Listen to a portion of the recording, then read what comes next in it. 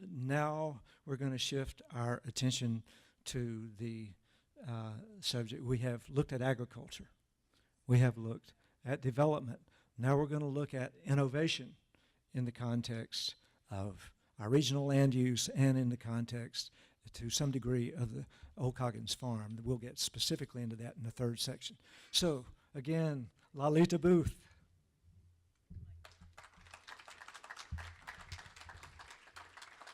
So, before talking about what is innovative, I'd like to start with grounding us in a conversation about the past and ways that we have traditionally thought about the intersection of private rights, rights of ownership, and public policy, which is what half, anyways, of my graduate degree education was, and I have a master's degree in public policy, and it's something that I've given a great deal of thought.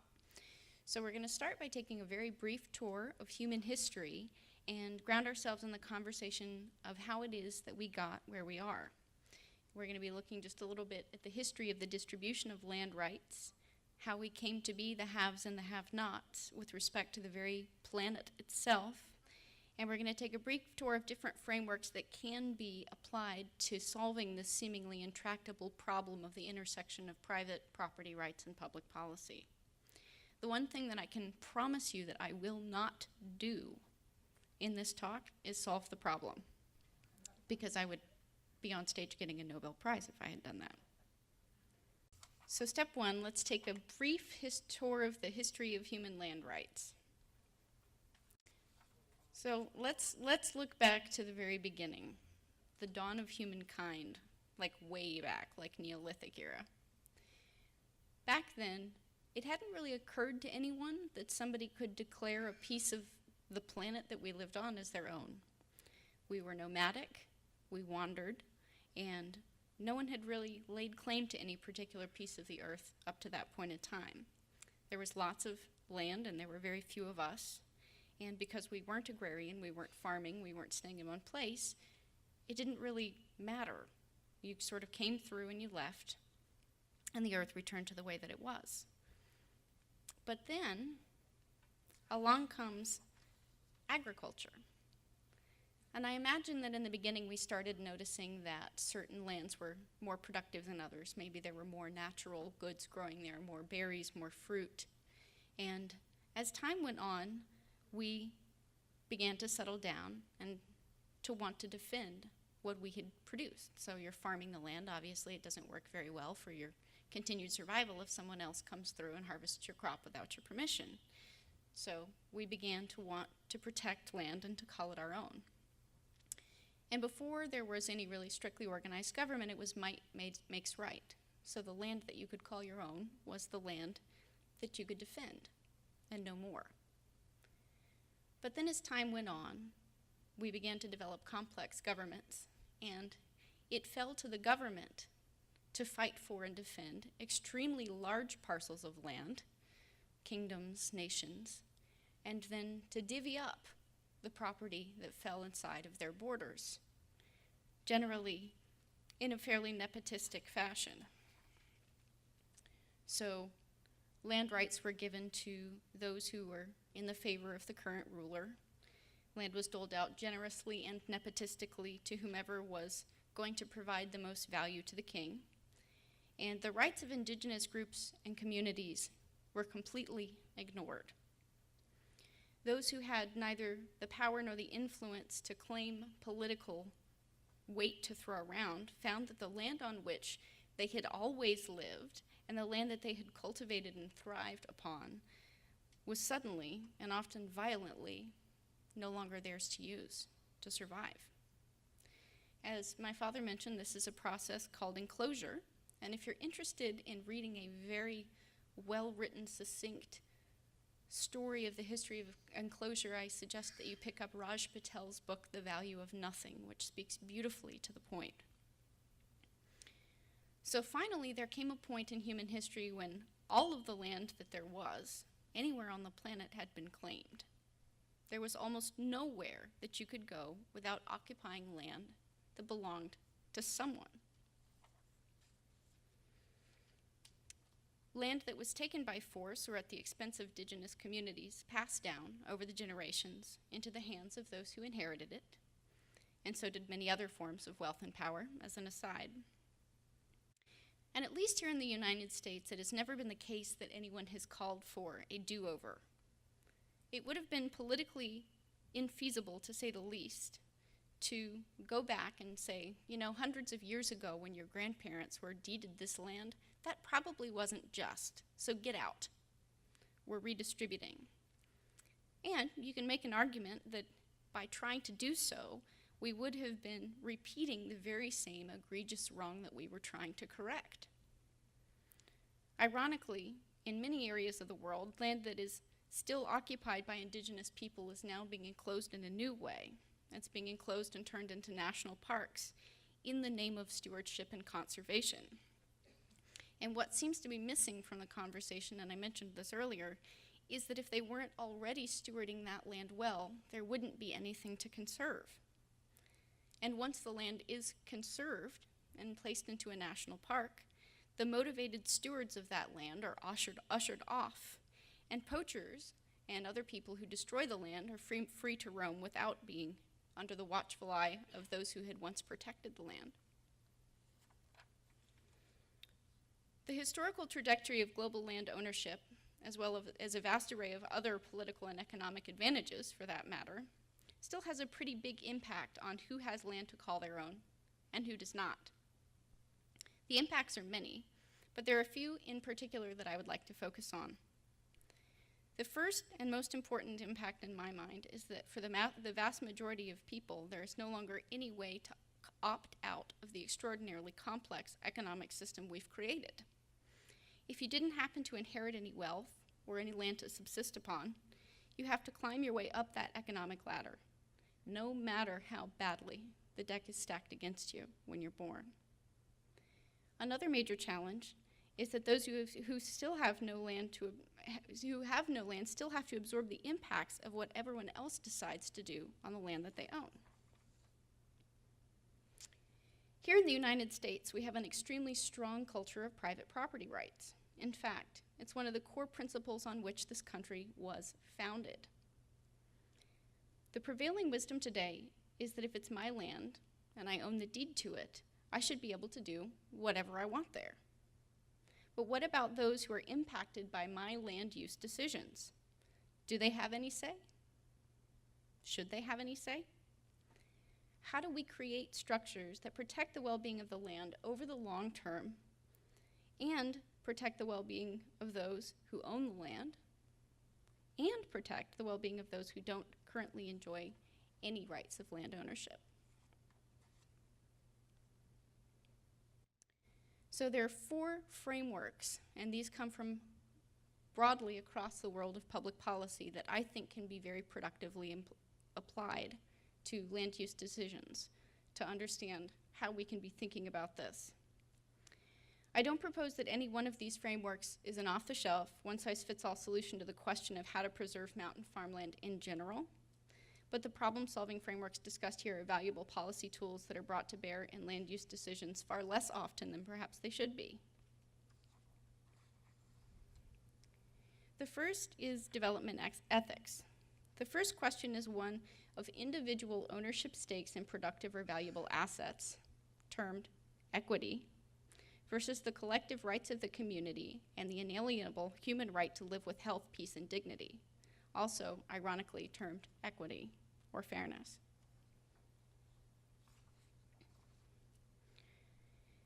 At the end of the day, this is ultimately a question of development ethics. It's not a tenable position to say that one should be able to do whatever they please with property that they have a legal claim over. For example, we wouldn't generally let someone store nuclear waste right next to an elementary school or build a nuclear reactor in a crowded city center.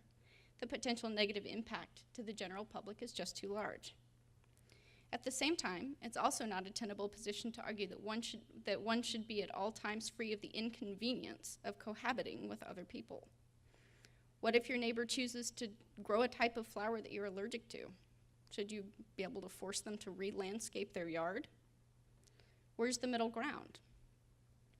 So this is really an argument of the positive freedoms that one group wants. I want the freedom to do as I please versus negative freedoms, which is another group that wants the freedom from.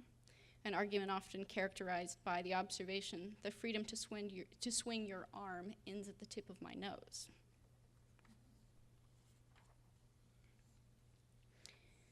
One useful framework in development ethics was developed by ethicist John Rawls, who proposed what is referred to as the veil of ignorance.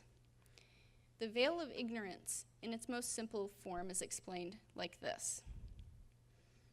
Formulate any contract or social agreement that you are party to in such a way that you would be equally happy to be on either side of that agreement. If you would not be willing to stand in the shoes of the person who's on the other side of the agreement, there's something wrong.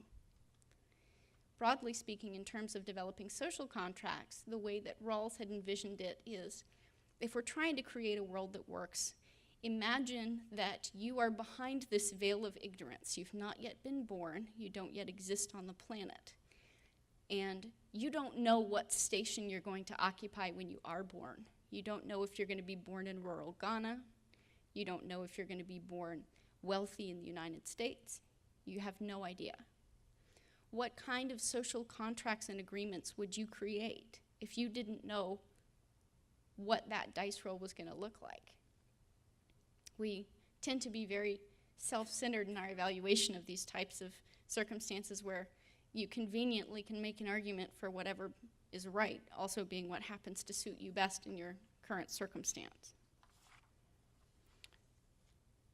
I promise I won't go too much into the economics here, but we had mentioned several times the concept of an externality. And an externality is important. What you're seeing on that first yellow line there is the cost to society. And you'll notice that that first line that is sloping up and to the right is above and to the left of the one below it, which is the cost to the individual. And in economic terms, what's happening is that because the cost to a private individual to pursue a certain action is less than the cost to society, you get more of that particular type of behavior than is socially optimal.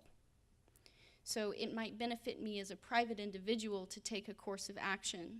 The costs for me are relatively low for taking that source of action, but the costs to everyone else are higher than they are for me. And so a bunch of private individuals making the decision to make privately optimal choices results in too much of something, even if it's a good thing. You know, building houses and having development is not a bad thing. I'm certainly glad that somebody thought to develop the house I live in now. And it's not appropriate everywhere, and it's possible to go overboard. And an externality is what causes that. The long-celebrated economist Adam Smith, in his equally long-celebrated book, An Inquiry into the Nature and Causes of the Wealth of Nations, famously espoused the invisible hand theory. Smith essentially argued that private individuals working in their own private interests would ultimately maximize the well-being of the collective. One observation that's often overlooked is that Smith only argued that this would prevail under perfect market conditions, which have never existed and never will. So what's going on here? In economic terms, when Party A is negatively impacted by Party B's decisions, and it doesn't cost Party B anything to impose that harm, you have what's referred to as a negative externality. A negative externality occurs when the cost to society of a private party's behavior exceeds the cost to the individual. That's a highly technical way of saying that private individuals left to their own devices will find it valuable to engage in a behavior more often or in greater quantity than is good for society. So what solution does economics propose there is to this problem? The solution, according to classical free market economics, would be that the parties to a private transaction that impose a negative externality on others would compensate those who are negatively impacted for that harm. I ruin your view, I pay you $20,000, whatever it is that your view happens to be worth to you. But how do we settle on a fair price? And even if we could settle on a fair price, the cost of administering such a payment system would be exorbitant.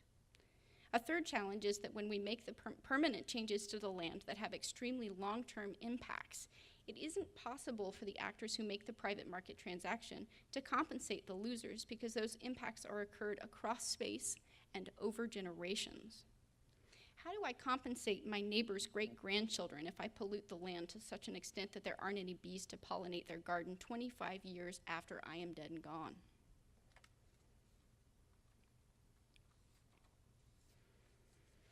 Another solution proposed by classical economics is that where a transfer payment system isn't possible, neighbors or concerned parties will seek an injunction against the proposed plan on the grounds that it creates an untenable or inequitable amount of harm. This is considered to be less economically optimal than a transfer payment system because it could potentially prevent an economic transaction that would have created some value. However, with land use decisions that have intergenerational impacts, it's important to question whether the transaction would be likely to create the greater measure of value or harm over the long run, especially when the long run can be measured in centuries rather than decades. So we have one economic solution that's potentially win-win over the short run, but impossible to administer in a payment system, and another that's win-lose over the short run. So is there any viable way to create a win-win outcome? Well, let's look to negotiation theory, which proposes another possible alternative. Landowners understandably wish for nothing more than to be able to dispose of, develop, and use their land as they see fit. It's totally clear that it would be more expedient and privately convenient not to offer the community a seat at the table when deciding how to use or develop your land. Yet that's tantamount to not being willing to be responsible for the impact that your actions have on those around you. Community members, when faced with a potentially undesirable land use outcome, want nothing more than to prevent that outcome without regard for the landowner's property rights. Yet, that is tantamount to not being willing to be responsible for the impact that your actions have on those around you. Hence, we have principles 1 and 2, offer and accept a seat at the table. If you own land that is to be developed or development is under consideration, give voice to the people that you intend to impose some sort of negative externality on, whether that be intentional or otherwise. And if someone is going to develop land around you, accept a seat at the table. It's more than just taking a populist approach and waving your fist in the air and, making somebody wrong. Look for a win-win solution. And you do that through principle 3. Unless you're an extraordinary sadist, it is rarely the case that what the other person is getting some sort of usefulness or utility out of is your harm. Your harm is an externality. It's a byproduct. So there's something else that they're solving for. An easy way to say this is what you want from what you want is what you want. So there's an interest behind everyone's positions that they're taking. And if you can have a seat at the table, have a conversation, what you can do is start to understand the interests that that person is protecting, the interest behind the position, and see if you can find a more mutually tenable way to reach that interest. The fourth principle is to do this back of the envelope. It's very hard to do if you're trying to be rigorous and mathematical about it, but take a look at the aggregate sum of the gains and losses experienced by every stakeholder who does or should have a seat at the table, and play a big game. Say, we are not going to walk away from this table with a negative sum outcome. We are not going to walk away from this table where I win and you lose and everybody is worse off. Unfortunately, it hasn't been the case to date that land use planning has been such a collaborative endeavor, mostly because both parties tend to come to the table with a desire to be right rather than to be happy and find a collaborative solution. The fourth framework that you can bring to the table comes from the work of Elinor Ostrom, who won a Nobel Prize for her research into common pool resource management. The problem she was trying to solve was the tragedy of the commons. The tragedy of the commons, simply explained, is this. Say there is a field, and that field is surrounded by the homesteads of sheep farmers. Everyone has the right to graze their sheep on that farm, on that land. What you can almost undeniably expect to happen is that people are going to start creeping in the middle of the night before the first date that you're allowed to go graze, and graze their sheep for gangbusters as fast as possible, because what they're expecting is for everyone else to do the same thing. It's a collective action problem. So I'm not going to wait to graze my sheep in the name of letting the soil rebuild itself, because if I wait, Farmer Joe down the road is going to go graze his sheep first, and then I won't get anything. So Eleanor Ostrom was really seeking to understand how it was that indigenous communities that have been relatively successful in stewarding their common pool resources have been able to do so. And she came up with some principles that are important and applicable here. The first principle is that the resource, as you define it, must be small enough or limited enough or stable enough to be monitorable. So land is a perfect example of something that you can apply common pool resource management principles to.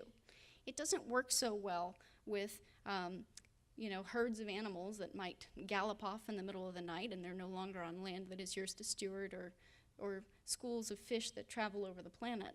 But it's certainly something that you can do with land. You can define a resource as a common pool resource and agree to steward it. The second principle is that the ownership group has to be small enough and familiar enough with one another for one person to hold the other accountable. No strangers, no migrant-free riders. There's a background of relatedness, accountability, and shared responsibility for one another and for the future of the resource itself. Besides, if Farmer Joe grazes his sheep on the land in the middle of the night against the community's rules, if we all know each other and we're all monitoring the land, he's likely to get caught and sanctioned by the community. A third principle is that the resource is respected as a long-term source of value to the people. Those making use of the property and extracting benefit from it have their futures tied to that resource and to its continued ability to generate flows of well-being. Outsiders who had or have no stake in the long-term health of the resource are not allowed to participate or weigh in. So I close with a question. The core question here, if the Common Pool resource management framework is to be applied, and we know how it works, and we can use these skills from the world of negotiation strategy to create a win-win outcome for everyone. As brief and incomplete as my description here was, my question still remains: why don't we treat mountain farmland as a common pool resource in the first place, in which we all have a stake, and to which we all have an interest and a right? Is it simply a commodity to be bought and sold by the highest bidder? What would the frameworks we explored here imply? I thought that was absolutely brilliant. And the question I have is, what do you surmise or suspect the solution may be? I think the greatest travesty that we've ever committed as humankind is to live under the misapprehension that we are not responsible for one another.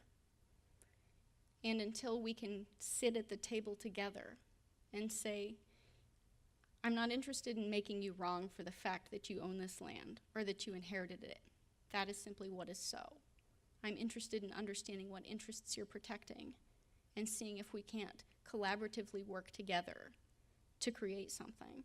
That's when we're going to have something really work. When the community says, it's not just my own position that I have to protect. I don't want this development, so I'm going to pull out my sign and, pick it in the street. But I'm 100% committed that you have an outcome that works for you, and I expect the same from you. And I recognize that that is lofty, and that's not what we are inclined to do. But I don't think we're going to get to where we need to be as humankind by tinkering around the edges. We need a paradigm shift. And if I could declare one, if I had a magic wand, that's what it would be. Thank you. Thank you.